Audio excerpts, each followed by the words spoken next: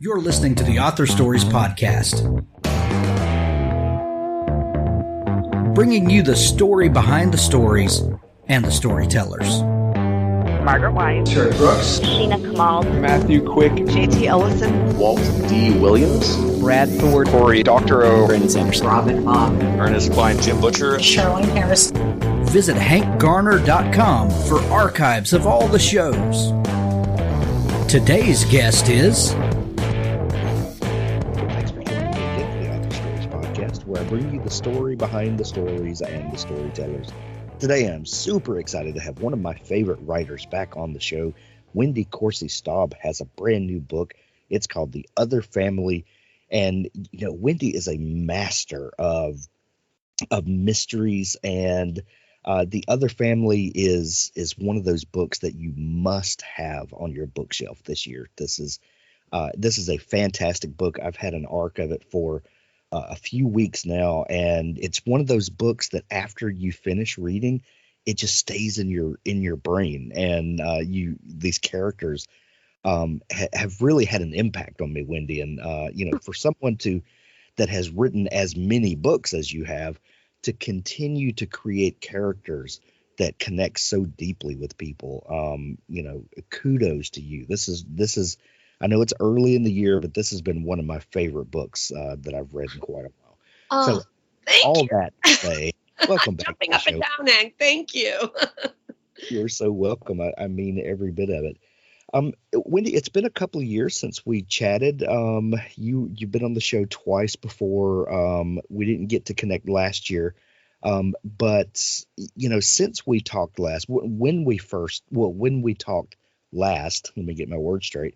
At the time, the COVID pandemic was just up, and I back and I kind of skimmed through our last chat, and I don't think we even mentioned that it was going on, because I don't think any of us foresaw what was going to happen in the in the coming 2 years.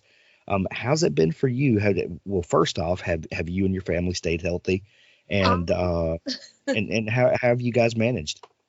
Well, we stayed healthy until December. So, we were vaccinated and boosted and everything. But my two sons had breakthrough cases. One was right before Christmas, and the other one was on New Year's. So they were both living with us. They're young adults. The first one has since moved out. The second one's done with his quarantine. So they are okay. They were relatively mild cases. And because we had such a hard time getting tested here, my husband and I were tested. We all tested negative initially. And then, we had a little sore throat. So now we're not sure. It just seems to be everywhere. But I'm, more concerned about, I've had family members and friends who have really had a rough go of it. So I feel like now I don't have to worry about my two boys, at least. They came through it, and they're not going to bring it home to us again. Right. It's hard. It's been rough. Yeah. I've talked to a lot of writers, and it's really interesting, Wendy, because writers tend to kind of live solitary lives for a lot of the time. We tend to work in a home office a lot of times and spend hours alone, just us and the keyboard. And so, having everybody locked down, and you would think it wouldn't have a whole lot of effect on most writers, but there's something mental that happens with kind of knowing that the rest of the world is there with you. And how have you handled the preceding 2 years? How has it affected your mental game and how you approach the work that you do? That's a really good question. And you're so right. We are used to working at home and being alone and isolation. But to suddenly have other people doing that under our roof can throw us. So there was that aspect. It wasn't even just a mental, emotional issue for me. It was a physical logistic where my older son was suddenly working his job. He used to commute to the city. He was about to move out, and he was upstairs. My husband was completely working from home in our living room, and then I had to move our college senior home that March. So he was, taking the rest of his classes and very miserable, I have to say. So he was at home. So just for our Wi-Fi alone was a little strained, but just having all of those people around suddenly rattling around the house. And I was the point person for groceries, and, we were really trying to be careful. So there was a lot. It was exhausting. And just the fear, my widowed dad, my husband's widowed dad, all of that, those concerns, because they were isolated too, that was really rough. It took a toll emotionally, and physically, I guess. Yeah. But after those first few months, I think we all kind of exhaled when we realized, the worst was kind of behind us, the scariest part, because I do live in the New York City area, and, this is where it sort of began. And the first patient in New York worked in my husband's building and rode on his train. And, so there were hazmat suits involved and a lot of fear. And once that subsided, I think we hit our stride, and life has been as normal as it can be for us or for anyone else, I think, since. Yeah. You messaged me this morning and, said, just verifying, are we doing audio only or is this going to be video? And that has become something way more prevalent in writers' lives, doing these Zoom appearances and stuff in bookstores where book tours used to be a thing, where you would go physically meet people, do some readings, sign books, all of that sort of stuff. And more of those have been relegated to making Zoom appearances. How do you see, other than that part of it, how has it affected publishing? Well, first and foremost, I think, there is that. I mean, that is very important, but also, I think more people are reading in a great way. I think that it's brought people back to books. I've noticed that a lot of people have reached out to me and said, I haven't read in a while. I discovered you, or I just came back to you after years. So I think in that sense, it's a positive thing for publishing. But we are suffering lately supply chain issues, just like any other business. And, it just pushed back my new release date by a couple of weeks because the printer, they couldn't get it printed and they can't get them shipped. And so there were issues like that. Those are the not so great things. Well, and Kindle publishing and audiobook publishing have really had a heyday over the last couple of years, because those things are not affected by supply chain issues for the most part. So have you noticed your readership, more people kind of digging into your Kindle back catalog and that sort of thing? Yeah, I would say audio in particular, I've noticed a lot of people. It's the fastest growing growth market in publishing right now. It is, and I welcome that, because I read almost exclusively on audio. I do too these days. Do you? Oh, you do too. Okay. And most of my reasoning is that I can't see very well anymore. And also, I don't have time to really sit still with a book because I'm so busy with other things. I feel like that allows me to multitask. And as a writer, I'm such a visual writer that when I'm not reading it, it tends to stay in its place. Like somebody else's story remains somebody else's story, and it doesn't work its way into mine as it does when I'm reading. So I feel like, does that make sense? Oh, absolutely. Things We Never Got Over, the new book by best-selling author Lucy Score. Bearded bad boy barber Knox refers to live his life the way he takes his coffee, alone, unless you count his basset hound Waylon. Knox doesn't tolerate drama even when it comes in the form of a stranded runaway bride. Naomi wasn't just running away from her wedding. She was riding to the rescue of her estranged twin to Knockemout, Virginia, a rough-around-the-edges town where disputes are settled the old-fashioned way, with fist and beer, usually in that order. Too bad for Naomi, her evil twin hasn't changed at all. After helping herself to Naomi's car and cash, Tina leaves her with something unexpected, the niece Naomi didn't know she had. Now she's stuck in town with no car, no job, no plan, and no home with an 11-year-old going on 30 to take care of. There's a reason Knox doesn't do complications or high-maintenance women, especially not the romantic ones. But since Naomi's life imploded right in front of him, the least he can do is help her out of her jam. And just as soon as she stops getting into new trouble, he can leave her alone and get back to his peaceful, solitary life. At least that's the plan until the trouble turns to real danger. Things We Never Got Over, the new book by best-selling author Lucy Score. Dabble is a proud sponsor of Author Stories. Dabble is an easy-to-use cloud-based writing tool that gives writers a way to organize, plot, and create amazing stories wherever they are. Write in our desktop app, on your Mac or Windows computer, tablet, or mobile device.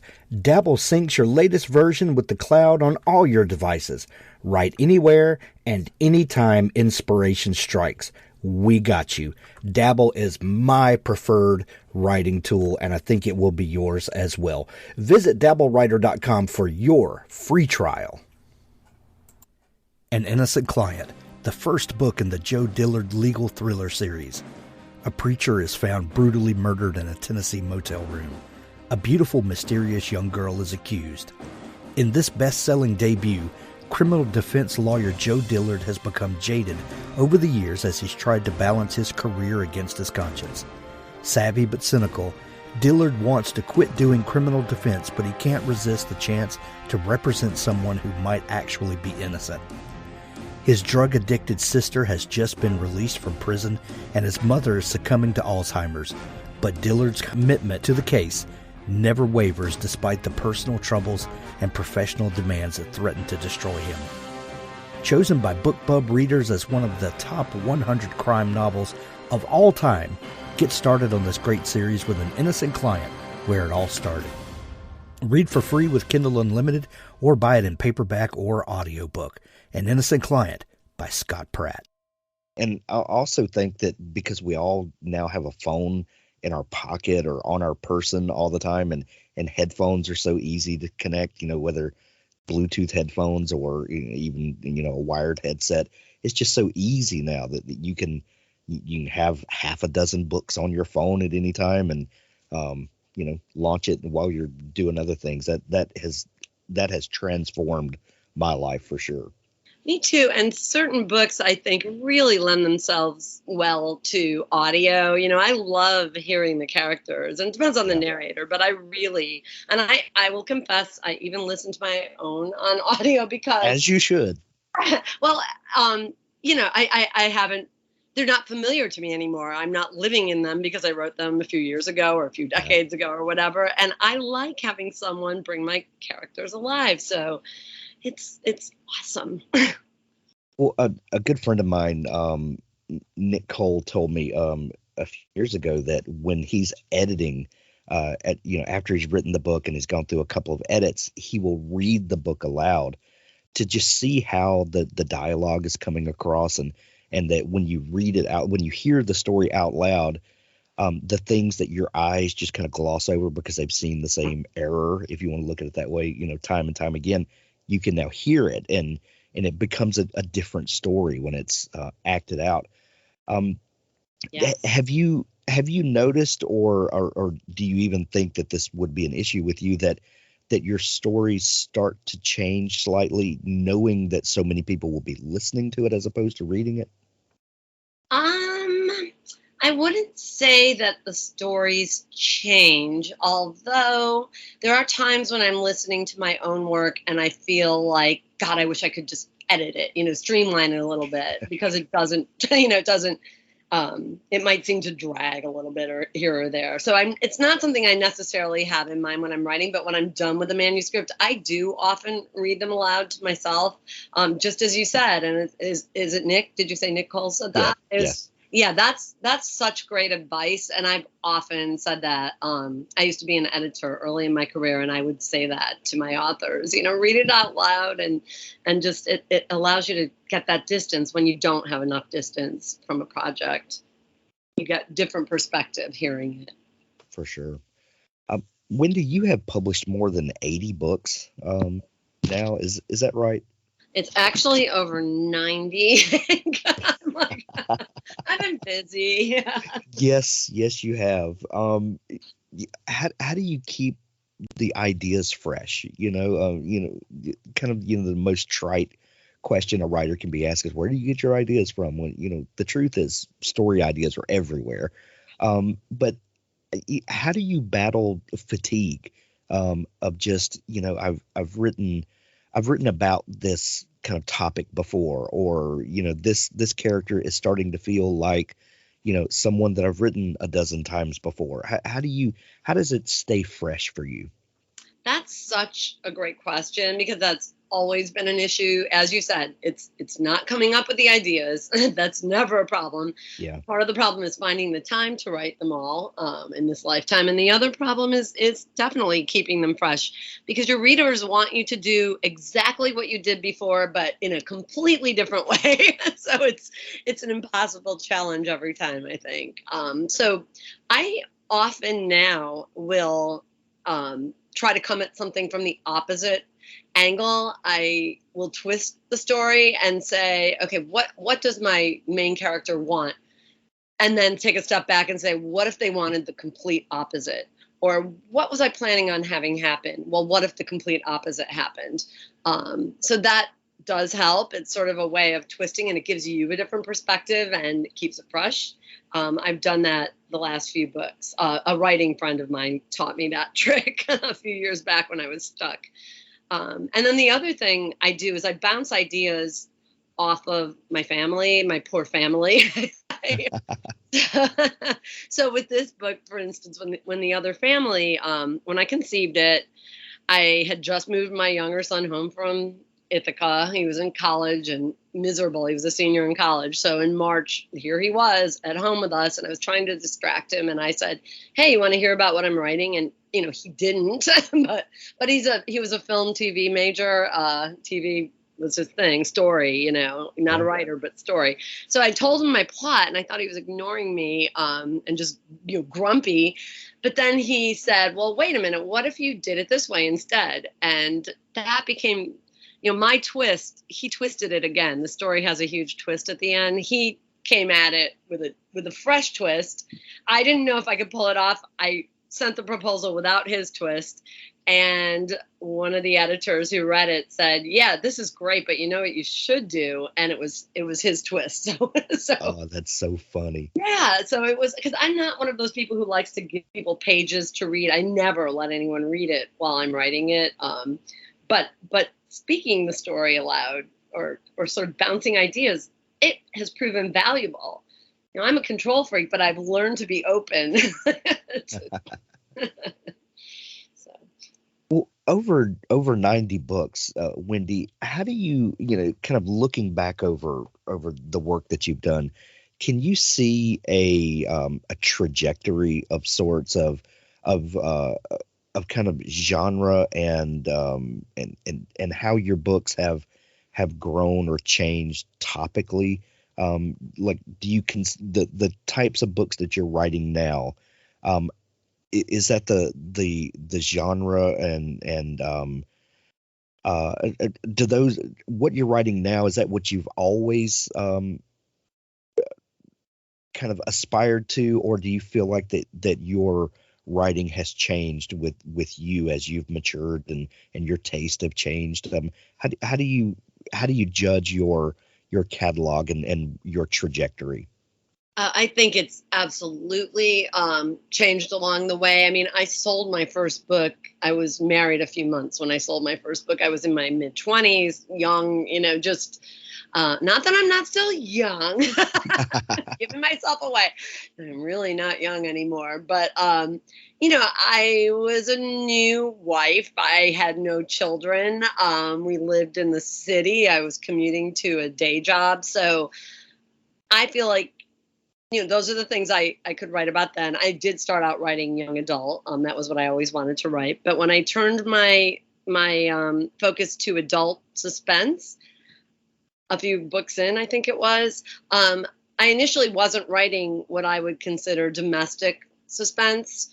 And then, I realized I had my first son, and they put that baby in your arms and you realize there is nothing you wouldn't do to protect him. And suddenly everything felt really dangerous, and so I started to write about regular people like me, people with homes and families, and just a different brand of fiction. It's domestic psychological suspense now.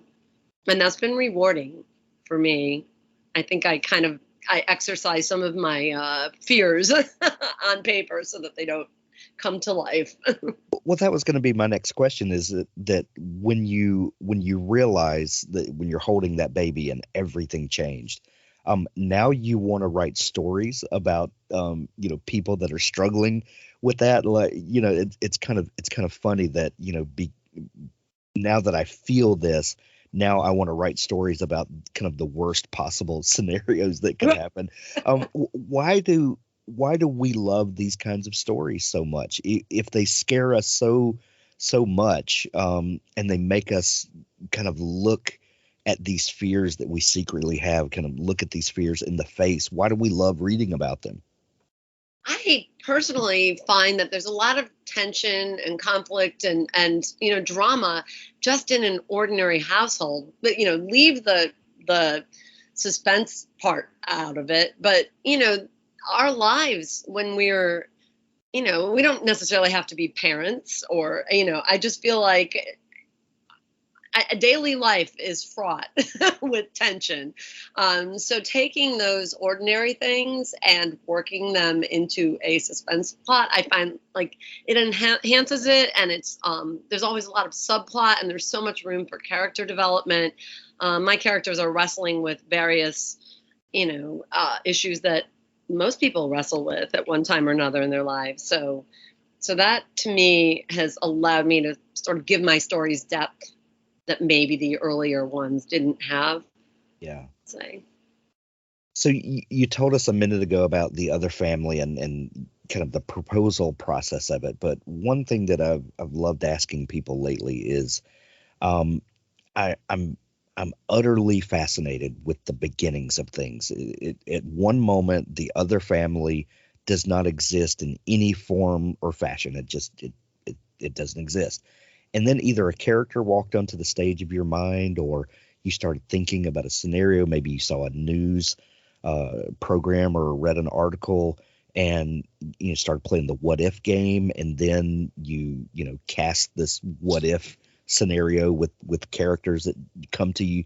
And then in one way, the other family does exist then. And then it's your job as the writer to kind of excavate that story and see how it plays out.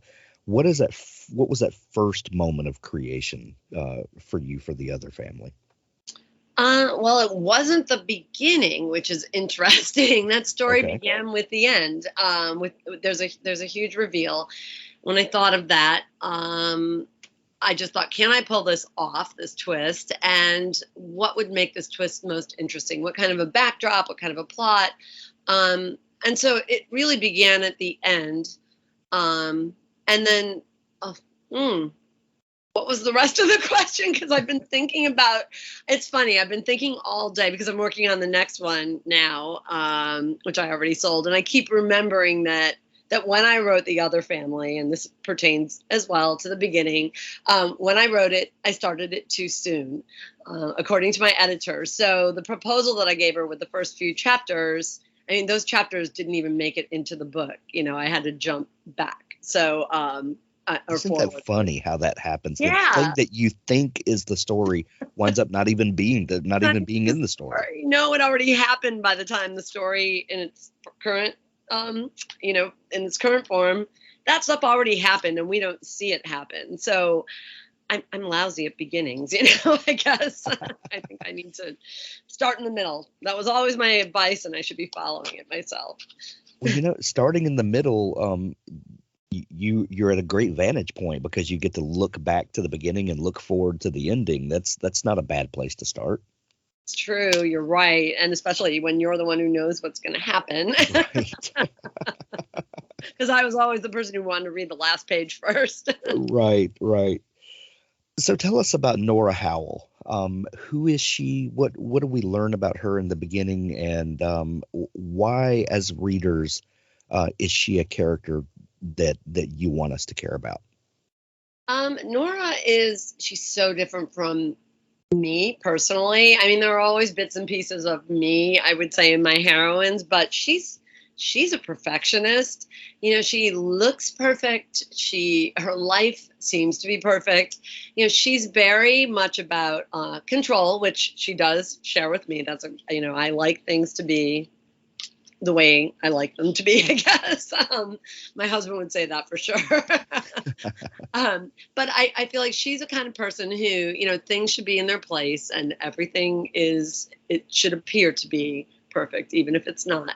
So she's very conscious of image, and into this perfect family comes a very imperfect plot. Because that to me was so interesting. What if these seemingly perfect people just, if they were in a situation that they could not really control, or that she could not control? So that was important to me, and it's important in the story. There's a really interesting character in the book, the Watcher. Tell me about the Watcher. What is this all about? Yeah, I used to love to read and write stalker novels. That was my thing. And at one point I remember, I don't know if it was an editor or somebody said, stalkers aren't in style anymore. But who doesn't love a good stalker book? Right. And who hasn't walked by a window at night in a lit room and looked outside and thought, God, I hope there's no one out there. It's scary. So that just that theme was prevalent more in my early work, and I really wanted to come back to it. And I love the idea of, he's kind of like there's a peeping Tom theme a little bit in this. So that's creepy to me. The Other Family is a standalone novel, right? Yes, finally, I'm back to Standalone. Yes. Well, I was going to ask you, I know that you've written quite a number of series, and as a writer, what does writing a standalone, on the surface, you think that with a standalone, nobody's safe because there are no series characters that need to carry on to the next book. And even though we love series for all sorts of reasons, there's one thing about a series is, if you're reading Harry Potter, Harry's going to at least survive to book 7. Right. It's kind of a given. But with a standalone, all bets are off. What does it afford you as a writer?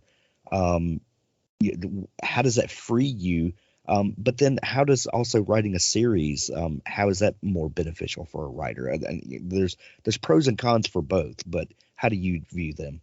Hank, your questions are always so great. I just want to say that here because you're making me think, Hank. This is great. So it's because I'm a nosy, curious person. Me too. I'm so nosy. I would say that the constraints of standalone, so you're building a world no matter what you're writing, right? Like you are building this fictional world. There's so much more room in a trilogy. I've written so many trilogies. There's so much more room to expand that world and delve into that world. And it becomes huge. And when you're writing a standalone, you really have to contain that. And you have to tamp down that impulse to meander because there's just not room for that. It's much more streamlined, I think.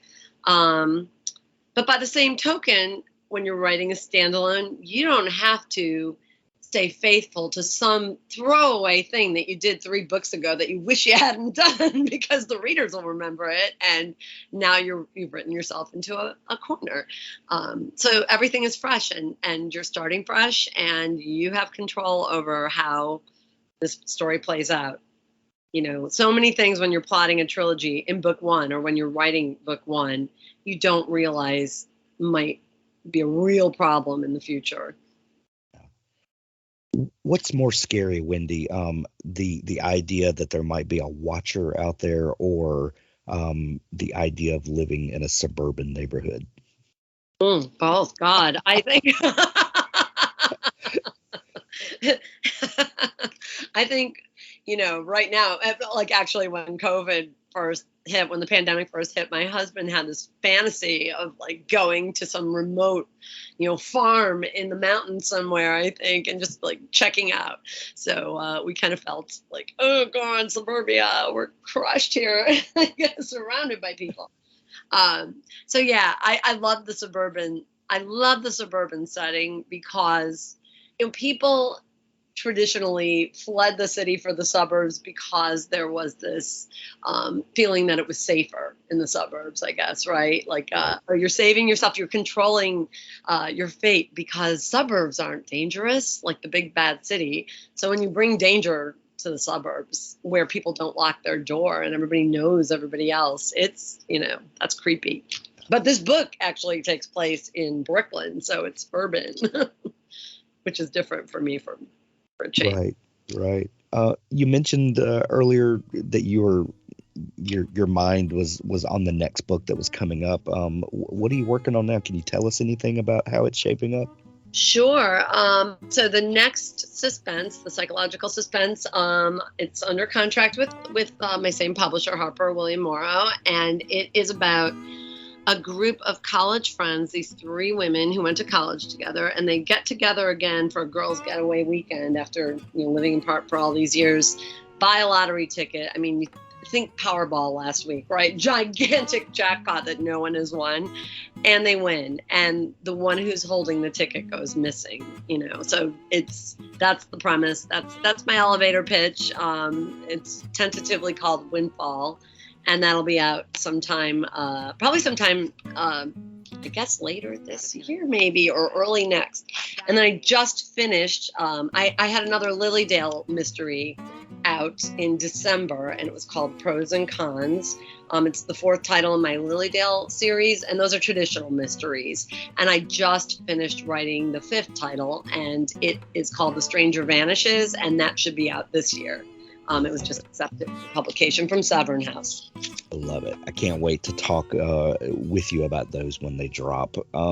Wendy, The Other Family, when people are hearing this, is going to be available everywhere. They can use the links in the show notes to grab it from Amazon or Audible, or go visit your local bookstore and let's throw all the money we can at local bookstores for sure. Yes. But if people are intrigued by all the stuff that you're doing, Wendy, where can they connect with you and dig into that massive back catalog and follow along for new news and all that good stuff? Absolutely. And they can find me on social media. I am often on Facebook. I'm seldom on Twitter, but I'm trying to be better about that. And I'm on Instagram too. So I love to connect with readers there. I've become friends with many of my readers courtesy of social media over the years. So I welcome that. And also wendycorsistaub.com. They can get all of everything that you do there as well. Wendy, always fun to chat and to catch up. We're going to send everyone to pick up their copy of The Other Family. And thank you so much for taking time to come back on the show. Oh, thank you so much, Hank. It's always great to chat with you. Thank you. Now stay tuned for an audiobook excerpt from Richard Gleaves' The Jason Crane series. Jason and Joey took their food trays outside and sat high above the parking lot on the secluded stairwell that had become their lunchtime hangout, picking at their Thanksgiving specials and swapping updates. They were almost finished eating before Jason managed to screw up the courage to say what he needed to. "I want to apologize." Joey looked puzzled. "What the hell for?" "Because your coma was my fault." "Yours? The horseman beamed me. You didn't." "Hey, want to see something cool? Look what I found on my phone." Joey produced the device, hit a few buttons, and swiped his finger. An orange circle hung in a field of black, overexposed, something that had been moving fast when the flash caught it. "I was trying to get his picture, right? Like an idiot? Well, I didn't get him, but that is the pumpkin he threw at me." Jason stared at the blurry orange shape for a long time. "Cool. Cool? Can you imagine if we actually got a picture of the Headless Horseman? We'd be famous by now." He pocketed the phone. "Hey, do you want the rest of this turkey? It looks like bologna." "Tastes like bologna, too." He speared the slice anyway. "Look, this is going to sound weird, but I think I made you a target." What do you mean? I made you a target by telling you about my gift. It's some sort of magical rule. If we reveal ourselves to a normal person, whoever we tell becomes a target for ghosts. And usually, they die. And you told me anyway? No, I'd already told you. There was no way to untell you. Don't be mad. It all worked out, right? Right? Joey's expression had darkened. Give me a second here. And there's a bright side. What bright side? Now you'll have a gift too. Me? That's what your coma was. Some kind of transition. You got targeted, but you survived. You'll be a founder now, like Ichabod. You'll pass your gift to your kids like he passed his to me. Joey looked worried. What kind of gift will I get? People get gifts that complement their natural abilities. It could be anything. Anything? So, I could read minds? I guess. Turn purple and levitate? Probably not. Something that expresses the essential you. Then I'll have an actor's gift. What's an actor's gift? Jason shrugged. Super narcissism? Shut up. So you're not mad? Joey was shaking with excitement. Mad? This is the coolest thing ever! We'll be like the dynamic duo, fighting supernatural foes up and down the eastern seaboard. Jason laughed, feeling epic relief. I thought you'd be pissed. Nah. What's a little coma between friends? He took a bite out of a Nutter Butter, grinning madly. I'm going to be a superhero. But you can't tell anyone. Why not? Weren't you listening? Everyone we tell dies. You can't talk about your gift to anybody. But if they were targeted and lived, we could have our own X-Men. Yeah, or all your friends could die. Do you want to risk that? No, I guess not. But I don't do closets very well, you know? I came out at conception. Promise to keep it to yourself. Yeah. Joey shifted sideways and walked his sneakers up the brick. So, the essential me. Ooh, I know what gift I'll get. I'll get a singer's gift. What's a singer's gift? Jason shrugged. Superhuman drug tolerance? Shut up!